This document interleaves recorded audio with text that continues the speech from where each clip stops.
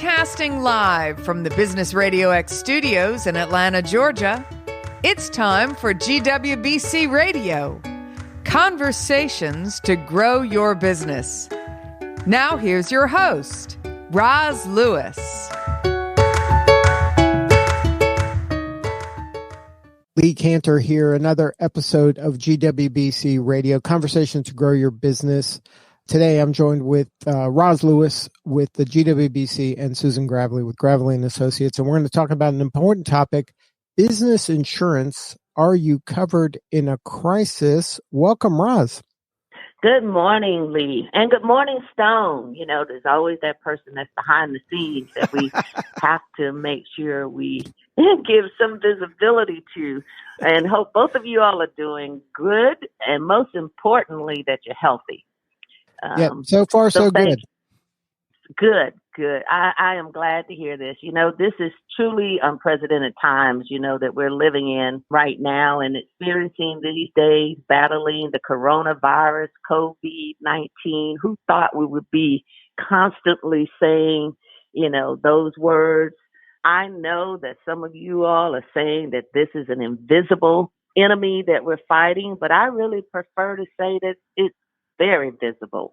And we see it every day in the news cycle with people who have the illness and the frontline hospital staff, the medical professionals, and the suppliers, the government leaders who are trying to combat this every hour and every day, and our corporate leaders as well. So quite frankly, we're all in this together. And it is going to take a united front in order to combat all this. But I don't know if you've noticed, Lee, but I will tell you here at the Greater Women's Business Council, we're really experiencing the true test of the supply chain, you know, of the needed items, you know, to support fighting this pandemic. So we're reaching out to our women businesses, you know, for their supplies, you know, for corporate and government requests. I mean, I sent a list last night. For some reason, midnight is usually my time to be sending these lists from requests because requests come in as late as that, you know, just trying to get personal protective equipment, you know, and there's such a limited inventory, you know, in the supply chain right now. But our suppliers are given lead times of about 4 to 6 weeks on it. Well, I agree with you. This is a time where the public entities and the private entities are going to have to work together to solve this problem like historically we have in this country, you know, over the decades and over the centuries that we've been around. So we're usually pretty good in a crisis. So I'm pretty bullish on America and our abilities to work together and rise up to solve this challenge that we're all in. And today is an important day for us because we're going to be trying to help our business leaders navigate this water. And we're going to cover a topic, business insurance, that a lot of people maybe weren't paying attention to, but they better be paying attention to today. Don't you agree, Roz? Oh, I definitely agree. And, you know, too often we say, you know, we pay premiums, we pay all this money for insurance. But it is literally just for that purpose. It is when you need it. It is there in a crisis when you're having to focus on so many other things. You know, that is your backup. But as the saying goes, too, with your insurance policies, the devil is in the details, right? And so it is having an understanding of what's in your policy, what is truly covered and what is not covered. So we're very fortunate today to have with us, Susan Gravely of Gravely and Associates, and we're welcoming her back. We talked about insurance earlier this year with her, and so people were not in the same frame of mind to listen to some of the information she probably had to say, and hopefully they are today to really be proactive as to how we're going to move forward. So it depends on what your policies say, you know, today as to whether or not they will be effective for you. But even if they're not, is how do you plan for the future? How do we do that? So, you know, Susan, welcome to the show. We're very happy to have you. And let's get right to it, because I know these business owners, have been seeking a lot of assistance, from their insurance plan, and in some areas they're probably getting a little surprised about what's covered and what's not. So, let me start out by asking you, what approach have you seen, from the insurance carriers, that you represent as it relates specifically, to the coronavirus? Well, that's a great question. And Roz, Lee, and Stone, thank you so much for having me back on the show. I really appreciate the opportunity. And I appreciate the opportunity to reach out to our women-owned businesses and discuss this and hopefully answer some questions and maybe lay some fears to rest too. So first of all, what we are seeing, I am getting inundated with emails and or phone calls from our insurance carriers on a daily basis. They're posting on their websites. They are sending emails to agencies and brokers concerning the health and welfare of course, their employees, their clients, which would be their policyholders, and the interactions with all aspects of their respective communities. And the general consensus is, of course, they are referring everyone to the CDC website. They want to make sure that you as a business owner, if you are working from home and or maybe working within your business, that you are practicing and following those guidelines based on that area of concern impacting your business and community. The hand washing, the social distancing, the antibacterial, all of those things are coming into play, and they are really pushing that agenda so that we can weather this crisis and everyone can get back to work and get back to normal.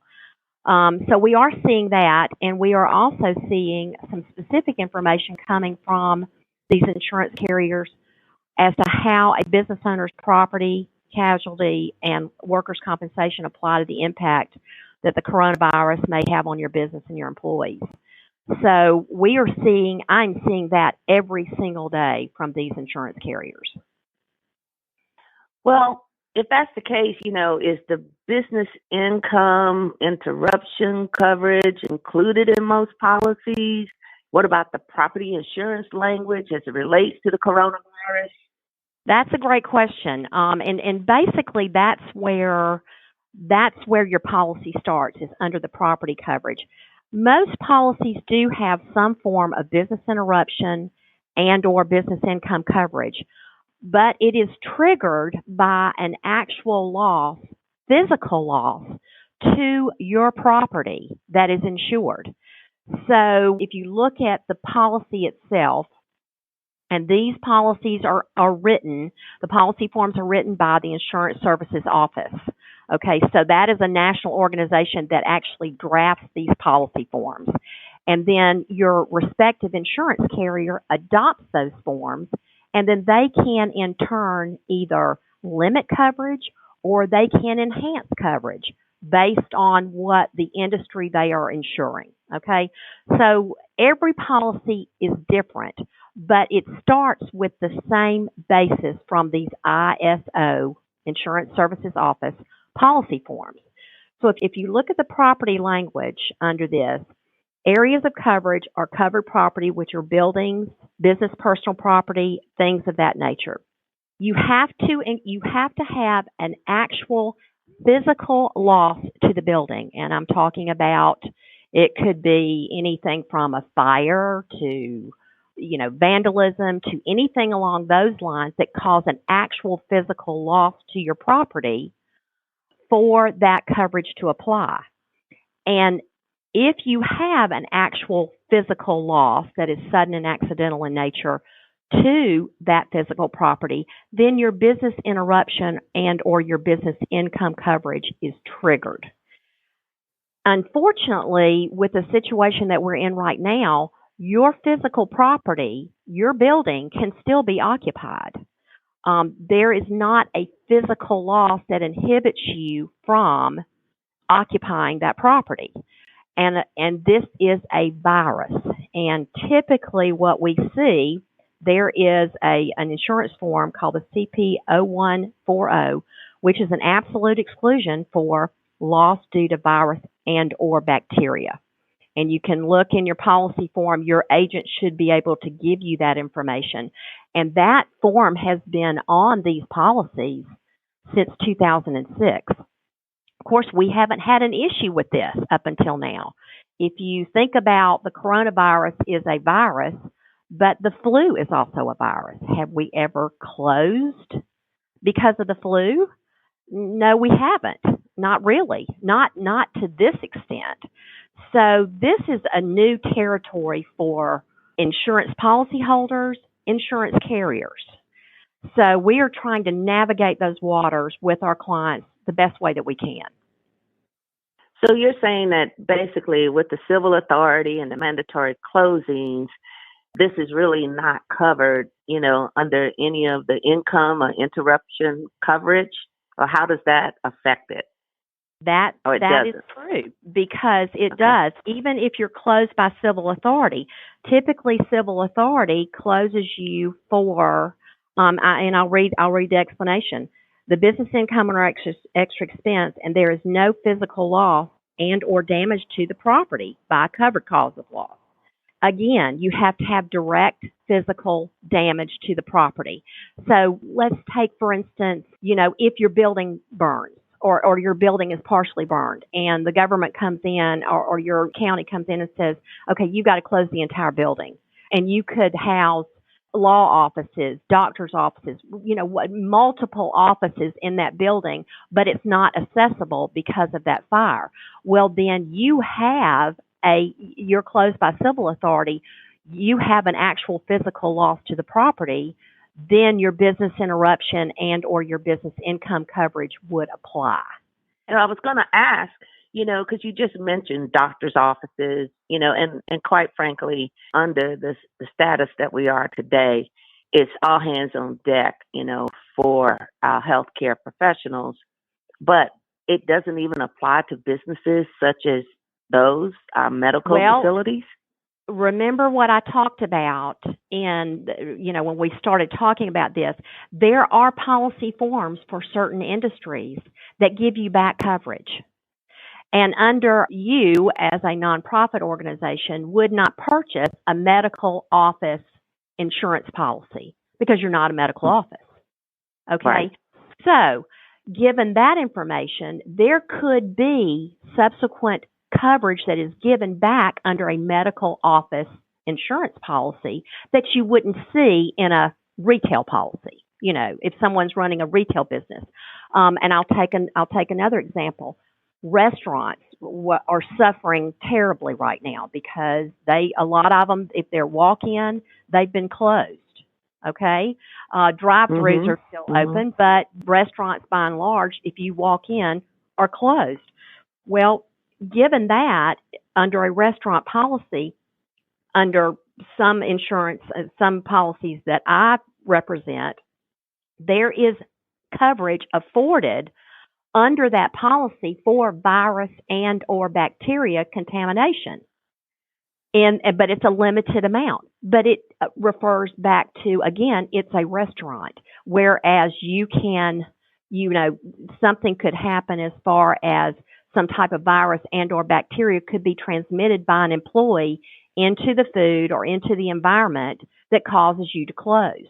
Okay? So again, I think what you have to do is you have to reach out to your insurance agent. You have to have this conversation with them.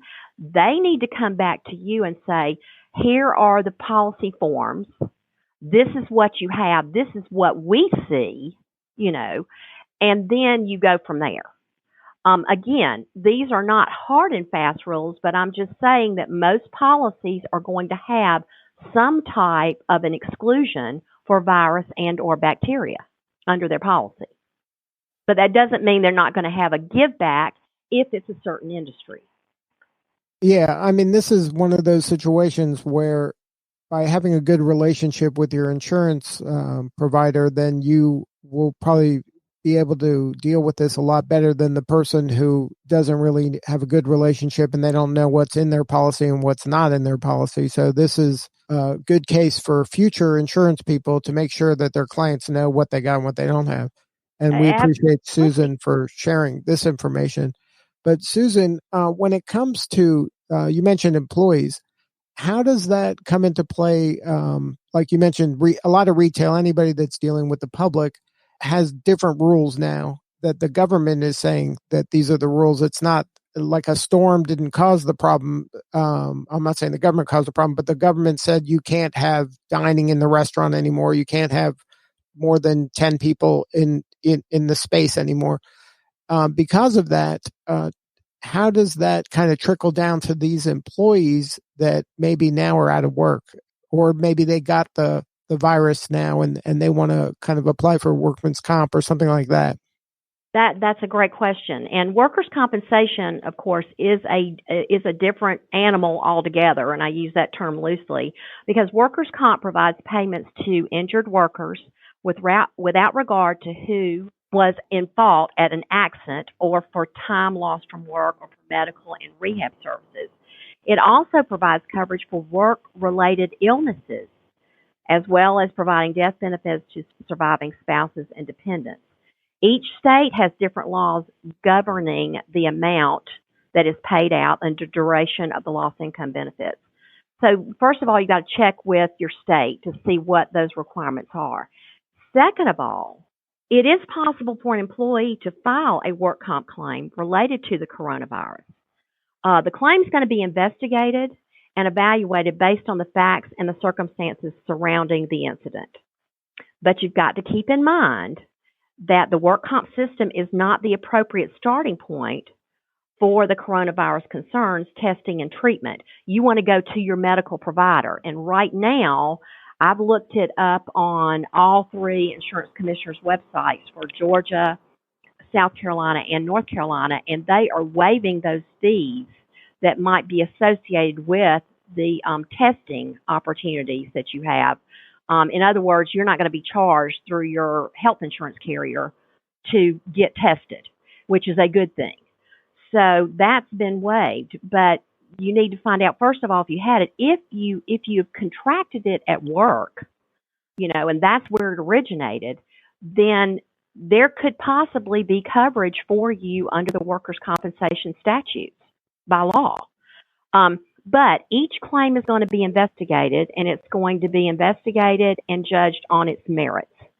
So that information has got to be sent directly to the work comp carrier. And what I'm telling my clients is, let's err on the side of caution. If you have an employee that has tested positive, file the work comp claim. And then make sure that the rest of your employees are quarantined for the 14-day period. And then you go from there. But each claim is going to have to be judged on its own merit. And that's not up to your insurance agent, it's up to the work comp carrier. So the more information you can provide for them about your work environment, your industry has a lot to do with it. I mean, the medical care professionals right now, they are very susceptible. Hospitals are, doctors' offices, that type of thing. So we're going to see some work comp claims that are going to come out of this, and we're going to see some work comp claims that are compensable out of this for workers' compensation. But again, it's going to be judged on an individual basis. Right. And then this is one of those situations where you're suggesting it's better to err on kind of submitting this earlier than kind of waiting on things once. Absolutely. Absolutely. I am telling my clients, and I would think that for the most part, most insurance agents are doing this because we are in uncharted waters. We're in this boat right along with our policyholders. We are, and we're trying to err on the side of caution. And I'm telling my clients, even though you may have these exclusions under your property and business interruption policies, okay, you may have these exclusions. Even if you do, we are telling our clients, we're going to submit a claim on your behalf. Keep up with your information. If you have to downsize, if you lose revenue because of this, if you lose contracts because of this, compare what you were doing this time last year to this year at the same period of time. Keep all of that documentation. We will file that claim. And what the insurance carriers are doing is they are going to investigate each claim on its merit. Okay? And that's not a call your agent needs to make. It's the call that the carrier needs to make. And we really don't know what's going to come down the pike from the federal government or the state government levels. We don't know if they're going to say, we want these insurance carriers to do X, Y, and Z. We don't know that yet. So we're saying, let's file it and let the insurance carrier determine if there is liability. I mean, if there is coverage there. Yeah, Roz, this is so important. This was so serendipitous that we covered business insurance just a few months ago. So I hope that the listeners took us up on that suggestion to get with their insurance provider to make sure that they were getting good information and good advice. Not that anybody could have anticipated this, but having solid business insurance and having a solid business insurance expert on your team is critical for any growing business. Don't you agree, Roz? Oh, I do. And Susan, one of the things you mentioned was about what was happening at the state levels regarding insurance commissioners. And I know you and I have talked about even some legislation that may be taking place.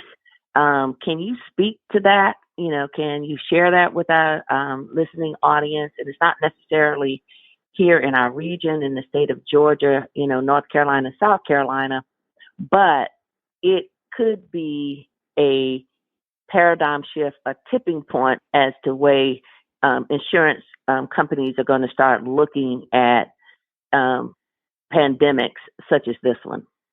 Okay, sure. I'll be glad to. First of all, let me just address, because I did go through the websites for the insurance commissioner's office in Georgia, North and South Carolina, and the insurance commissioner office in Georgia has issued a directive to all insurance carriers to stop all notices of cancellation for non-payment of premium, to defer payments for insurance monthly premiums if you're paying monthly or whatever for 60 days. The same for payment of audits. So basically, the insurance commissioner's office in Georgia has taken a pretty tough stand on this. Not that I have not seen insurance carriers complying with that. They actually came out with this a little bit before what I saw from the insurance commissioner's office. But South Carolina they haven't issued a directive, but they have basically issued a bulletin saying that they want to see insurance carriers extend premium payment deadlines, additional times before non-renewals and cancellations become effective, things of that nature. And then also suspending all payments for health insurance. Right now, you're not allowed to cancel health insurance for non-payment.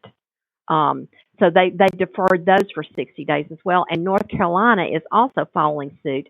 They have basically issued it as a suggestion to relax due dates for premium payments, extend grace periods, waive late fees and penalties, allow payment plans for premium payments to otherwise avoid a lapse in coverage. These are suggestions, but I don't know of an insurance carrier that is not following this protocol right now.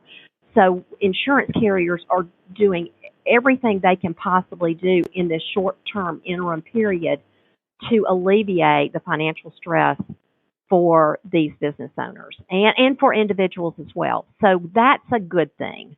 We might see, we are seeing right now in New Jersey, they have pending legislation to basically forego this absolute virus bacteria exclusion so that business interruption will apply to policyholders in New Jersey. Now, whether that passes or not, I can't speak to that. But that has come out. So we may be seeing some other states following suit on that. We just don't know. I mean, it's kind of a, open can of worms right now. And I think what is going to happen is that we're going to see the states working closely with the insurance carriers that are licensed to do business in their states in trying to mitigate this situation and find a way through this. And just to be clear, you're saying that if the legislation passes in New Jersey, that is specific to those carriers, even though they're national carriers, to honor those policies just in New Jersey. Exactly. And, that could be, as you and I spoke on the phone yesterday, that could be argued up through the Supreme Court, the state Supreme Court, and then on up to the Supreme Court, depending on the insurance carrier's approach to this and if it passes. See, so we just don't know yet, but there is legislation out there right now. So that's kind of unprecedented too. But we saw a lot of this. We saw a paradigm shift post 9/11 in insurance carriers' approach to paying terrorism claims. And subsequently out of that came that national terrorism coverage that we got through the federal government. We could see something along those lines. We just don't know. This is all so new, but I promise you there are a lot of people thinking about this along these lines, and we're going to see a paradigm shift after this crisis is over, because it will absolutely be addressed again, either on the federal and or state levels. So what do you think insurance agents, what do you think, businesses should be asking their insurance agents right now, about their programs, and more respective to concerning the coronavirus, but just even overall, what should they be asking their insurance agents now? Well, the questions I'm getting are what we basically talked about, and okay. As I told you yesterday on the phone, I'm talking a lot of people off the ledge right now. People are in a panic mode, and they're afraid that they're going to lose their livelihood. And I am telling our clients we're going to do everything we can to help mitigate the situation. We are all in this boat together. And all we can do as agents is to educate you. And going forward, just like asking, I spent half the day yesterday with insurance carriers on the phone via email asking for, deferred payments for my clients, because some of these that are paying monthly installments are not in business right now. Their doors are closed, and so they have no income coming in. As an agent, our duty to our client is to do whatever we can to help mitigate this and navigate this situation for them so that we can come out on the other side. And I think that's all we can do right now. Well, in mentioning about, even the legislation that could possibly take place, now is the time for business owners to come together and talk to their prospective legislators in each state, about this. Start getting this conversation going. Absolutely. It absolutely needs to have that conversation. And we're going to see some changes come out of this. There's just no doubt in my mind about that. What those changes will be remain to be seen. But I do know post 9/11, we had a lot of insurance carriers and we had a lot of professionals that were involved, on the private sector side, on the government side, working together to determine how are we going to address this situation if and when it ever happens in the future. Well, guess what? The same thing is going to happen with this, because this is unprecedented. We've never seen anything like this before. I don't ever remember seeing anything like this before. Well, surely not in a lifetime. What about you, Lee? I don't think this is, the first time we have experienced something on this magnitude. No. We could say that we've experienced it on this magnitude, and the impact economically, from a health as well as a economic impact that it's had, on not just our country, but if you think about globally, the world, because everyone is being impacted, by this, coronavirus. This is a situation that is unprecedented globally, obviously in our lifetime. Historically, there's been pandemics before, global pandemics before. We just don't remember. And we survived, and people survived, and some people did better than others. And I think this is one of the great values of the members for the GWBC.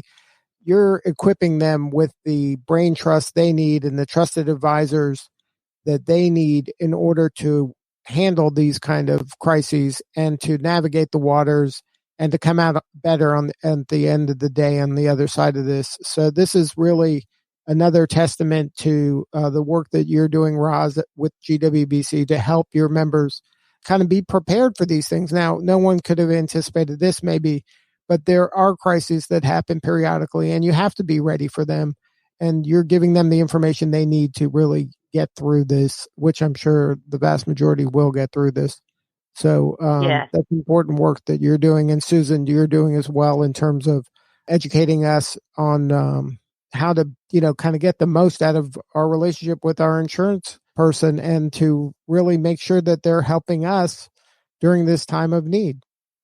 Thank you for that. And that's what we want to do. If I've relayed anything during this radio broadcast, I want the listeners to realize that they need to call on their insurance agent. Their insurance agent is their advocate in this situation. So please look to them for advice and look to them for information based on, who you're insured with. There is information coming out every single day from every single carrier I work with. And it's very good and it's very useful information. I'm passing that information directly along to these clients. And again, we're all in this together. We're in this boat. We've got to weather the storm. And your insurance agent is your advocate. So look to them. If you need help with those premiums, if you need help with something, look to them for this, because these insurance carriers are out here. They want to work with their clients. They want to work with their policyholders. And your insurance agent is your go-between, you as a policyholder and your insurance carrier. Well, Susan, thank you so much. I mean, I appreciate and we appreciate all that you've done today in sharing this information with our listening audience, on how to navigate through this insurance maze, and for our businesses to understand this is a part of your value chain. This is one of the ways that right now, we know we're in the midst of this, but we also need to look at some proactive measures as well as to how we're going to mitigate this going forward, and understanding how to protect your business going forward.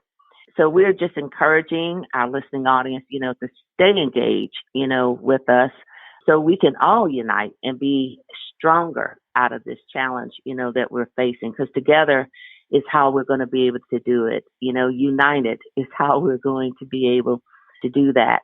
And just not lean on, as Susan said, your agents. Talk to each other, because you may have some best practices that you may be able to share as well, of navigating through this as leaders. And too often, sometimes we constantly talk about the business, but it's the leaders of those businesses that also need that support as well, and that mental break, so that you can make good decisions. So, one of the things, yes, absolutely. And, Susan Gravely, Gravely and Associates, is advocating out there for her clients. I mean, she is a great resource of information as it relates to this. She's constantly on the front line. And this is not just during a crisis like this. She does this every day, as hopefully your insurance agents are doing that for you every day. Well, thank you, Roz. I appreciate that. I just want to make sure that Susan gets a chance to get her website out there for anybody who wants to contact her. Oh, okay. It's www.gravely, Gravely, and Associates, ASSOCIATES.com. And one of the things I will share, thank you. You want to repeat that one more time? It is www.gravely, Gravely, and Associates, ASSOCIATES.com. Thank you, Susan. And you're welcome. You can also visit our website at GWBC.org. Check out our special webpage on coronavirus. And what it is how to help businesses navigate through this crisis. There are 6 tiles there that you're going to be able to click on to get links to information, including 2 links to Susan's comments, to Susan Gravely's comments that are also on our website of information that she has provided us as well regarding insurance. So we encourage you to continue to stay strong. We encourage you to continue to have faith. We encourage you to continue to have hope. And we encourage you to continue to lead through this as we move forward. Because remember, nothing is impossible. And the word itself says, I am possible. And that's by Audrey Hepburn. So that was my parting thought for today's show. Lee? Well, thank you, Roz and Susan, for being part of the show today. It's so important information. And remember, this is why you're a member of GWBC, is the power of the network, and to let you lean on the leadership that are part of the team and all of the people that are the thought leaders that they have in their network to help you navigate these rough waters. Thank you again, Roz. And the website for GWBC is gwbc.org. And Gravely and Associates is gravelyandAssociates.com. And this is Lee Cantor for Roz, Susan, and Stone Payton. We will see you all next time on GWBC Radio.